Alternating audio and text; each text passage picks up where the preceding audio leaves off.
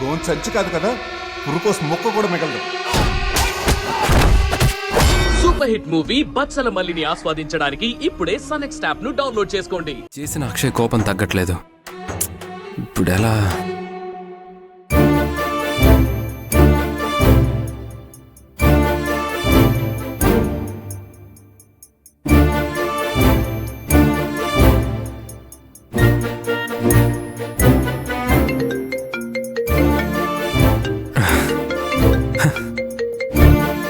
తనే ఫోన్ చేస్తుంది. అమ్మయ్య దేవుడా. అక్షయ, హలో. అసలు మీ మనసులో ఏముంది? నా మనసులో ఏం లేదు అక్షయ, అక్కడ నీ ఆలోచనలు తప్ప. ఆపుతారా మీ డైలాగులు? మా నాన్నని అనుమానించి మీరు చాలా పెద్ద తప్పు చేశారు. ఆయన మిమ్మల్ని క్షమించినా నేను మిమ్మల్ని క్షమించను. చెప్పావా? హలో. చెప్పావు చెప్పావు చెప్పావు చెప్పే ఉంటావు. మరి మధ్యలో శ్రావణిని వందనాన్ని ఎందుకు డిస్టర్బ్ చేస్తున్నారు? నాకు కోపం తగ్గే వరకు మీరు నాకు ఫోన్ చేయడానికి వీల్లేదు. అర్థమైందా? నీ కోపం ఎప్పుడు తగ్గుతుందో నాకెలా తెలుస్తుంది? ఒక పంచే, నీ కోపం తగ్గగానే నాకొక మెసేజ్ ఫార్వర్డ్ చేయి. ఇలా అమాయకుడిలా మాట్లాడి నాకు మెంటల్ తెప్పించారనుకో, పెళ్లి క్యాన్సిల్ చేసేస్తాను చెప్తున్నాను. అయ్యయ్యో, దయచేసి ఆ నిర్ణయం మాత్రం తీసుకోకు. ఇక నేను నీకు ఫోన్ చేయను. Sorry sorry sorry. Okay.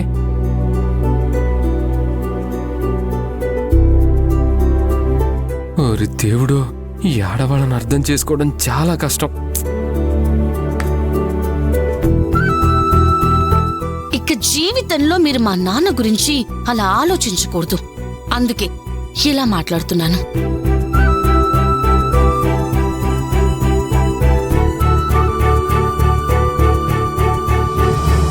Sorry నాన్న. మిమ్మల్ని ఎవరు ఇలా మాట్లాడినా నా కోపానికి బలి కావాల్సింది.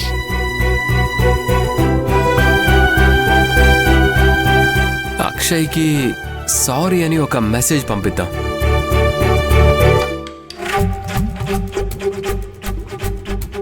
Sorry sorry.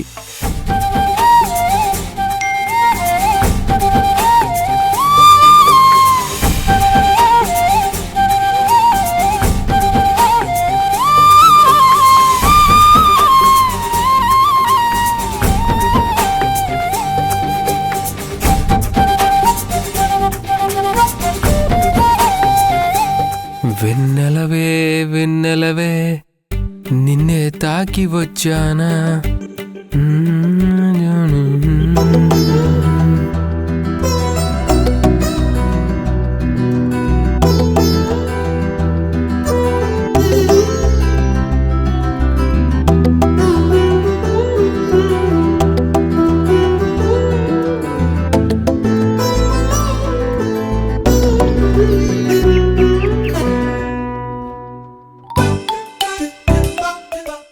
ఓపెన్ చెయ్యి. ఇది చూడు.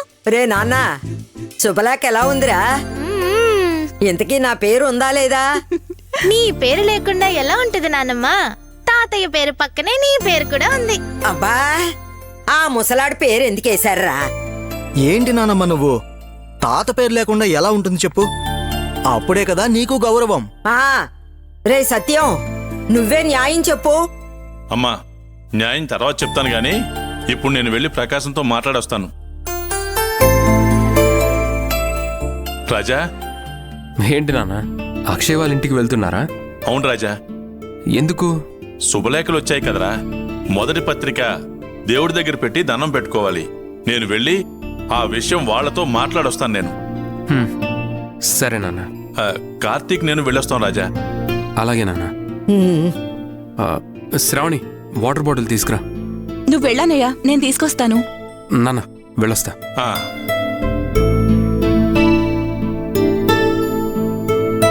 నానా, ఒక నిమిషం, కీస్ తీసుకొస్తాను. త్వరగా రారా.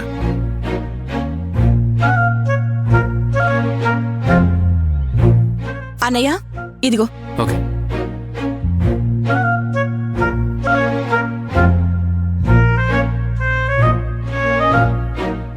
అన్నయ్య, ఉదయంతో ఫోన్ మాట్లాడావా?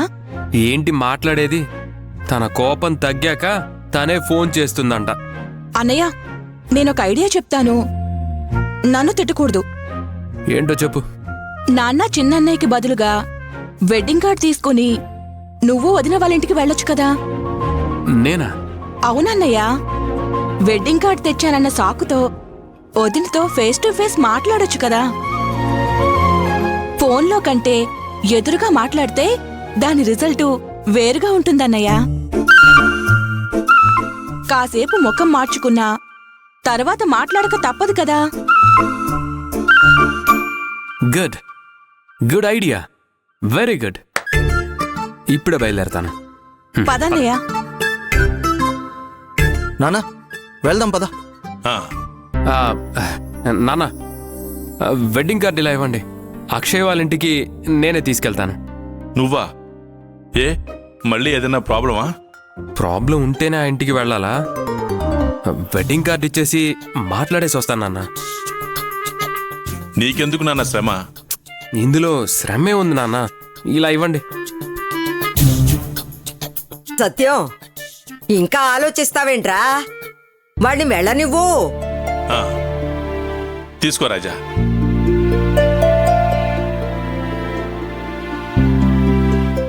నాన్న, వెళ్ళొస్తాను. ఆ.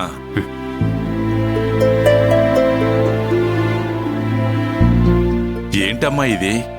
ఉన్నట్టుండి నేను వెళ్తానంటాడేంటి? నాకేం అర్థం కావట్లేదు.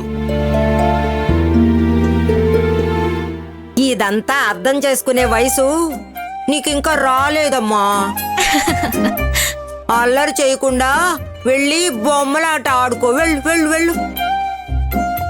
ఏం లేదు నాన్నా, వెడ్డింగ్ కార్డ్ ఇచ్చే సాకుతో వదిన వాళ్ళ ఇంటికి వెళ్ళి వదిన చేత్తో ఒక కాఫీ తాగి వీలైతే టిఫిన్ చేసి బాయ్ చెప్పి అట్నుంచటే ఆఫీస్కి వెళ్ళొచ్చని అన్నయ్య ప్లాను. అర్థమైందా నాన్నా? ఓహో, దీని వెనక ఇంత పెద్ద కథ ఉందన్నమాట. అరెరే, నాకు తెలియకుండా పోయిందే. నానా మీరింకా సీనియర్ ఎన్టీఆర్ కాలంలోనే ఉన్నారు. ఇప్పుడు జూనియర్ ఎన్టీఆర్ కాలం నాన్న. అప్డేట్ అవ్వండి. అందుకే నీకింకా అర్థం చేసుకునే వయసు రాలేదురా అన్నాను. అర్థం చేసుకో. ఆ, బాగా అర్థం చేసుకున్నాను.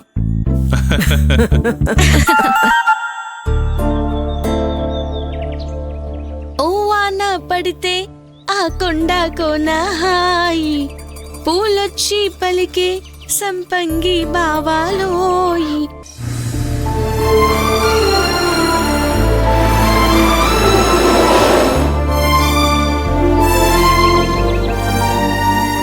నిన్న రాత్రి అంతలా తిట్టినా తెల్లారగానే తెల్లగా పౌడర్ కొట్టుకుని వాలిపోయాడేంటి? ఇప్పుడేం చేద్దాం? ఎస్, ఇంకో 2-3 రోజులు గురుణ్ణి ఇలాగే తెప్పించాలి. ఇప్పుడే నాన్న గురించి జన్మలో తప్పుగా మాట్లాడు.